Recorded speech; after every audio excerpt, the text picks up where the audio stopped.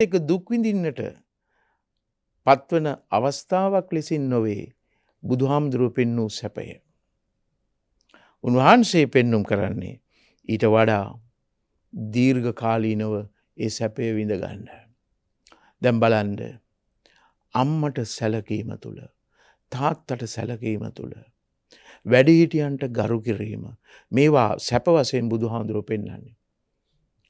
අපිට කොච්චර කාලයක් ඒ පිළිබඳව කල්පනා කරලා හිතේ සතුටක් හිතේ සැනසෙල්ලක් ගොඩනගා ගන්නට පුළුවන්ද? අම්මලා තාත්තලා හැමදාම ජීවත් වෙන්නේ නැහැ.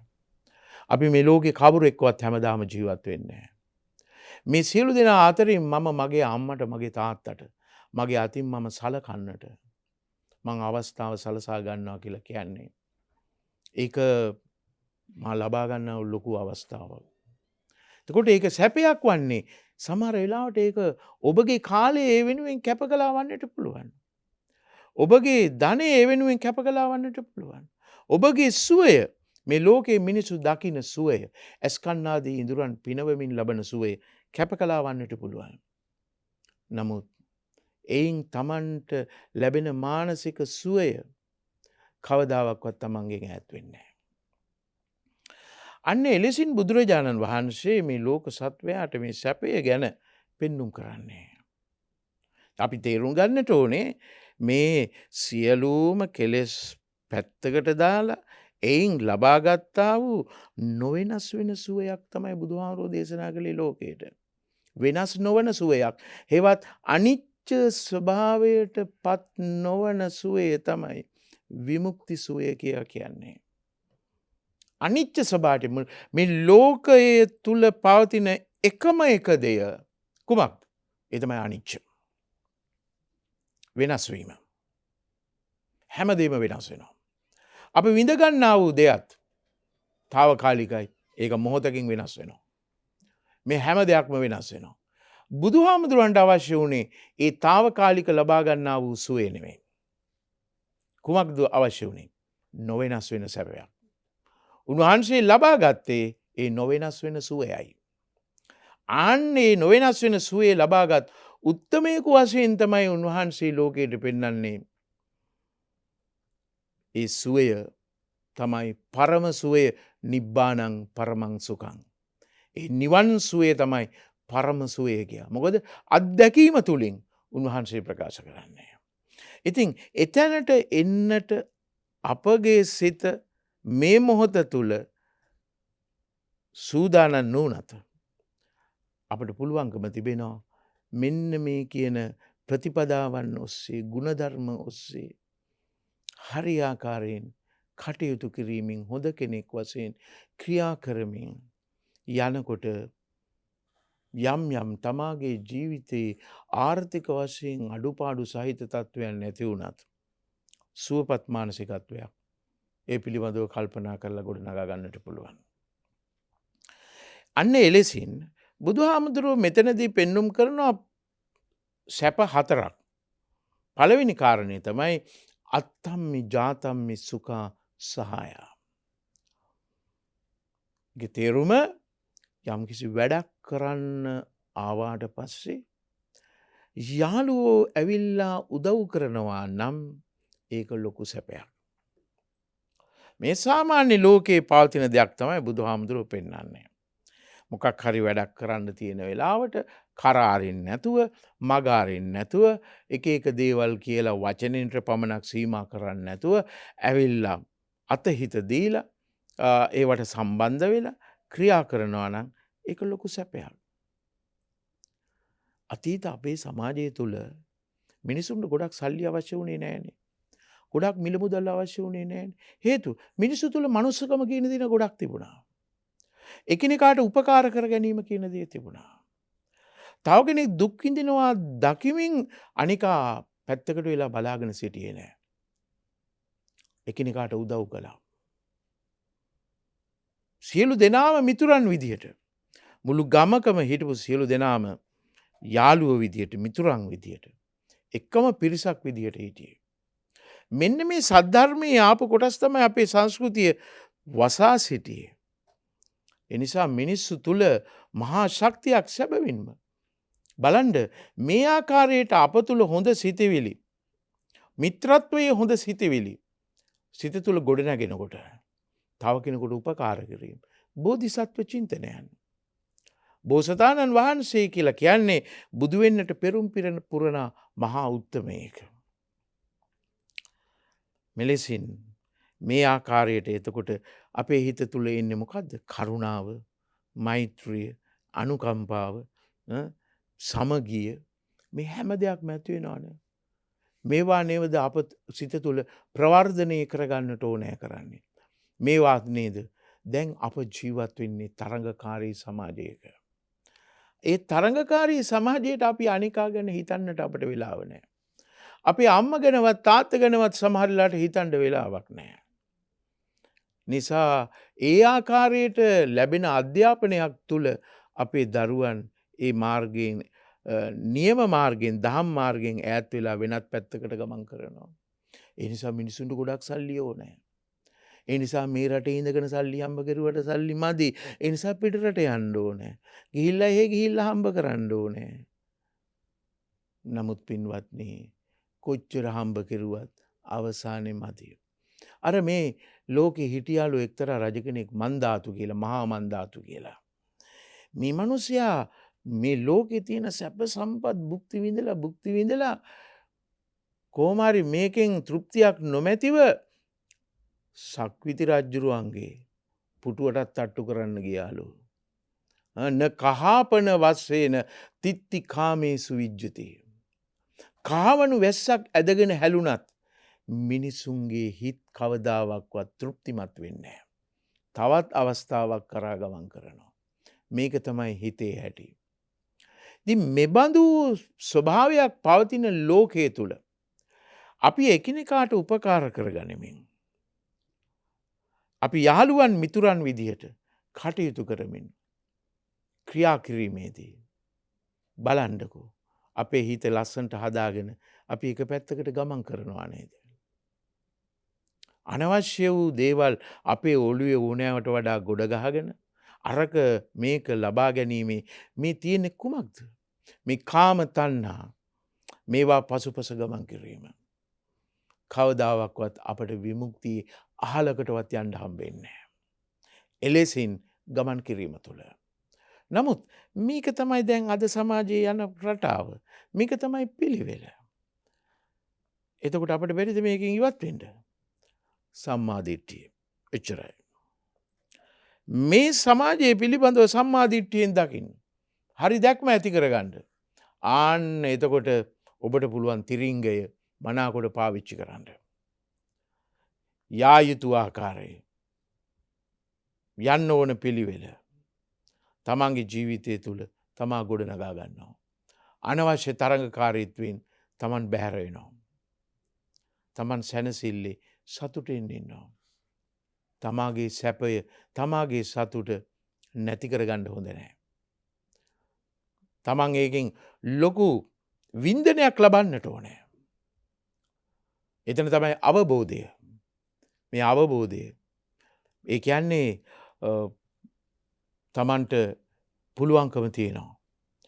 සමන්ට වඩා සමහරලාට විශාල විදිහට ජීවත් වෙන මිනිසුන් අතරේ තමා ඊතරම් දෙයක් නොමැති වුණත් ප්‍රශ්නයක් නැහැ. මම සතුටින් ජීවත් වෙනවා. ඒ සතුට නැති කරගන්න හොඳ නැහැ. ඇත්ත වශයෙන්ම මට මේ මෑතකදී එක්තරා මහත්මයෙක් හම්බ වුණා. එයා හොඳ ව්‍යාපාරිකයෙක්. ඊයේ පොයේ දවසේ පන්සලට ඇවිල්ලා කතා කර ඉන්නකොට එයා කිව්වා එයා අම්මට තාත්තට සලකන හැටි. තමන්ගේ නෝනාගේ අම්මට තාත්තට සලකන්නේ මේ විදිහට මම ඒක මේ විදිහට කරනවා ආමඳුරෝනේ. මම මේ ආකාරයෙන් කරනවා. එයා ඇත්ත වශයෙන් හොඳ ව්‍යාපාරිකයෙක්. මට හාමුදුරනේ තියෙන 3 wheel එකක්. මම ලොකු වාහන සොයාගෙන යන්නේ නැහැ. මට තියෙන 3 wheel එකක්. මට පුළුවන් ඒකෙන් මේ සේරම කරන්න. පින්වත්නි, එයා ඒකෙන් සතුටු වෙනවා. අපි බොහෝ වෙලාවට වෙන්නේ අපිට ඒකෙන් සතුට ලබන්න බෑ. තමන්ගේ වටිනාකම තමා හඳුනා ගන්නෑ. තමාගේ වටිනාකම තමා හඳුනා ගන්නෑ. ඒ කියන්නේ අවබෝධයක් නැහැ. ඒ අවබෝධය තුල හරි ආකාරයෙන් ඉන්නා විට පින්වත්නි මේ ලෝකේ තව කෙනෙකුට ලබා ගන්න බැරි දෙයක් අපි අපේ හිතින් අපි ඇති කර ගන්නවා. මහා ශක්තියක් වශයෙන් අපි ගොඩනගා ගන්නවා. එනිසා බුදුහාමුදුරුව පෙන්නවා අත්තම්මි ජාතම්මි සුඛා සහාය. අතීතයේ අපේ සමාජයේ මෙන්න මේ ආකාරයේ බැඳුණු ජීවිත එකිනෙකාට උපකාර කරන බෝධිසත්ව චින්තනයේ පිහිටි ජීවිත. තුට්ටි සුඛායා ඉතරීතරේන දෙවෙනි කාරණයේ වශයෙන් බුදුහාමුදුරුව පෙන්වන්නේ කවරක්ද? තියෙන දෙයින් සතුටින් ජීවත් වීම. තියෙන දෙයින් කියලා කියන්නේ තමා හම්බ කරනවා. තමා හම්බ කරන්න ඕනේ. තමා තව කෙනෙකුට බරක් නොවෙන්නට ඕනේ. තමා හොඳට හම්බ කරලා ඒ තියෙන දෙයින් තමා සතුටින් ජීවත් වෙන්නට ඕන. බලන්න උන්වහන්සේ අපට දේශනා කරන්නේ මේ නිවන් මඟ අරමුණු කරගෙන ගමන් කරන මේ ජීවිතයේ ලස්සනට සුවසේ ජීවත් වෙන්නට උවමනා කරන පිළිවෙලක් නොවේද? තියෙන දෙයින් තමා සතුටින් ජීවත් වෙන්නට ඕන. දැන් බුදුරජාණන් වහන්සේ භික්ෂුවකට පෙන්눔 කළේ පාත්‍රය අරගෙන පිණ්ඩපාත යන්න. ලැබෙන දෙයක් වළඳන්න. ඒ දෙයම නේද ගිහියාටත්. ඒ ගිහියා ඊට වඩා වෙනස් හම්බ කරනවා. කෘෂි කර්මාන්තයෙන් වෙන්න පුළුවන්, වෙළඳ ව්‍යාපාර වලින් වෙන්න පුළුවන්, විවිධාකාර රාජ්‍ය සේවා මගින් වෙන්න පුළුවන් හම්බ කරනවා. වැඩිපුර හම්බ කරන්න ගිහිල්ලා වෙන ආයුතු මාර්ග වලින් අපි සල්ලි හම්බ කරන්න යන්නේ. ලැබෙන දෙයින් මගේ කොටස මං කරනවා. අනිකා දේශ බලා අරයා එහෙමනම් මම මොකද මෙහෙම කරන්නේ? මම මොකටද මෙහෙම කරන්නේ කියන මේ තර්කය තමයි බොහෝ වෙලාවට මේ සමාජය තුල පවතින්නේ. පින්වත්නි, තමා නිවැරදි කෙනෙක් වශයෙන් කටයුතු කරන්න තව කෙනෙක් වැරදි කරනවද නැද්ද කියන එක අවශ්‍ය නැහැ. මට ඕන කරන්නේ සම්මා දිට්ඨියෙන් මෙන්න මේ මාර්ගය තුල ගමන් කිරීමයි. මේ හැමතැනටම උමනා කරන්නේ කවරක්ද? සම්මා දිට්ඨිය. මේ ආර්ය අෂ්ටාංගික මාර්ගයේ පළවෙනි අංගය. එතකොට අනිත් සියල්ලම ලස්සනට එකට එකින් එක ලස්සනට ගැලපිලා එන හැටි හොඳ හැටියට බලන්න. එතන මේ ආර්ය අෂ්ටාංගික මාර්ගයේ ගොඩාක් කොටස් අපිට දකින්න පුළුවන්. ඒ නිසා අපි මේ ආර්ය අෂ්ටාංගික මාර්ගය කියලා කිව්වම මේක රහතන් වහන්සේලාට මේක මේ අධිගමලාභී ලබන ඇත්තන්ට අයිති දෙයක් නෑ. එහෙම එකක් නෑ. බුදුහාමුදුරුවෝ තමයි මේ වනයේට සීමා වී තිබුච්ච මේ සත්‍ය සමාජගත කරන්නේ. ඒ ඇසල පෝදා දිනේදී ධම්මචක්කප්පවත්තන සූත්‍ර දේශනාවෙන්. සමාජගත කරන්නේ ඒ ආර්ය අෂ්ටාංගික මාර්ගය. ඒ ආර්ය අෂ්ටාංගික මාර්ගය අතීත සමාජය තුල පැවතුනේ එක්තරා ආකාරයකට මුනිවරුන්ට, තවුසන්ට සීමා වේ. එහෙත් ලෞතර භාග්‍යවත් සම්මා සම්බුදුරජාණන් වහන්සේ එය සම්මා දිට්ඨිය වශයෙන් කොට, දිට්ඨිය නොව සම්මා දිට්ඨිය වශයෙන්, සම්මා සංකප්පයේ වශයෙන් මෙලෙසින් එය ජනතාව අතරට අරගෙන එනවා. මිනිසුන් අතරට අරගෙන එනවා. මිනිසුන්ට කියා දෙනවා උඹලට සම්මා දිට්ඨිය තුල ජීවත් වෙන්න පුළුවන්. එහෙම වෙලා සම්මා සමාධියෙන් මේ ලෝකයේ තුල ජීවත් වෙන්න පුළුවන්. සම්මා සමාධිය මේක හරි ලස්සන දහමක් පින්වත්නි. මේක අපි බොහොම ගූඪවාදයක් විදියට. එහෙම නැත්නම් මේක එක්තරා ආකාරයකට එක්තරා පිරිසකට සීමා වූ කොටසක් විදියට, දහමක් විදියට කල්පනා කරනවා. නෑ. මේක සමස්ත ප්‍රජාවට, මුළු ලෝකවාසී ජනතාවට දේශනා කරපු ධර්මයක්. ඉතින් එලෙසින් බලන්න උන්වහන්සේ දේශනා කරපු මේ කරන කොටස් විමුක්ති මාර්ගයට අවසානයේදී ගමන් කරන ආකාරය, ලෞකික ජීවිතය මනාකොට සැපසේ ජීවත් වෙන්නට සලසා ලෝකෝත්තර තත්වයේ කරා ක්‍රමානුකූලව අර කියමනක් තියෙනවනේ, පැවිද්දාගේ ජීවිතයේ හංසයාගේ ජීවිතයේ බඳු වන්නට උවමනයි. ගිහියාගේ ජීවිතය මොනරා හා සමාන ඒ බඳු ගමනක් වන්නට ඕනේ. මොනරා බොහොම හැඩ වැඩ පිල් විදහාගත් කළ හරිම සෝභා සම්පන්නයි. හරිම ලස්සනයි. එහෙත් හංසයා සුදුම සුදුයි. ඒකේ වෙන එක අලංකරණයක් නැහැ. පැවිද්දාගේ ජීවිතයත් අන්න ඒ වගේ. ගිහියාගේ ජීවිතේ මෙන්න මේ කියන උන්වහන්සේ පෙන්නුම් කරනවා. කාමභෝගී ජීවිතයක් ගත කරන්න. හැබැයි කම්මැලි වෙලා ඉන්නවා නම් ඒක හොඳ නැහැ. අලසෝ ගිහි කාමභෝගී ඉන්න සාදු. අලස වූ කම්සැප අනුභව කරන ගිහියා හොඳයයි මා කියන්නේ. මේ බුදුහාමුදුරුවෝ දේශනා කරන්නේ. කතරම් නිවැරදිද?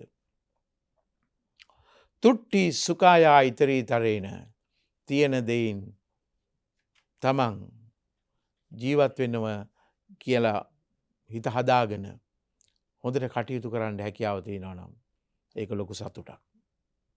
ඒක ලොකු සතුටක්. බුද්ධ ආදී ආර්යයන් වහන්සේලා විඳගත් සතුටක් මේක. තුන්වෙනි කාරණේ වශයෙන් බුදුහාමුදුරුවෝ පෙන්වන්නේ පුඤ්ඤං සුඛං ජීවිත සංකයම්මේ.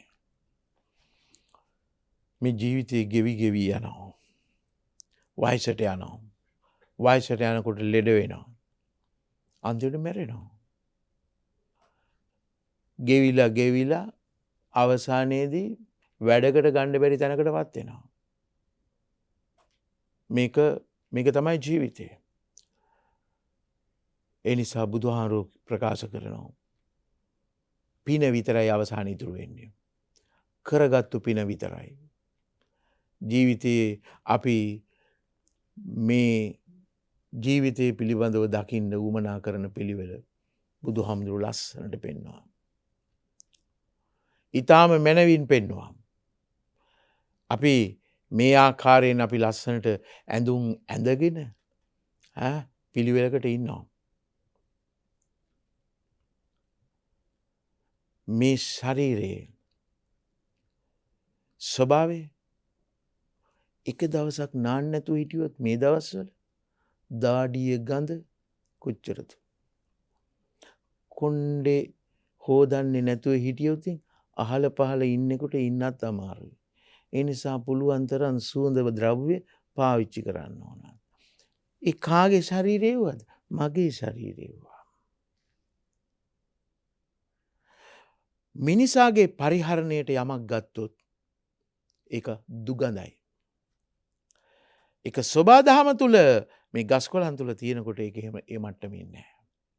පින්වත්නි මේ ස්වභාවය බුදුහාමුදුරුවෝ දකින්න කිව්වා. අසුභානුපස්සෙන් විහරන්තං. මේ ස්වභාවය දකින්න.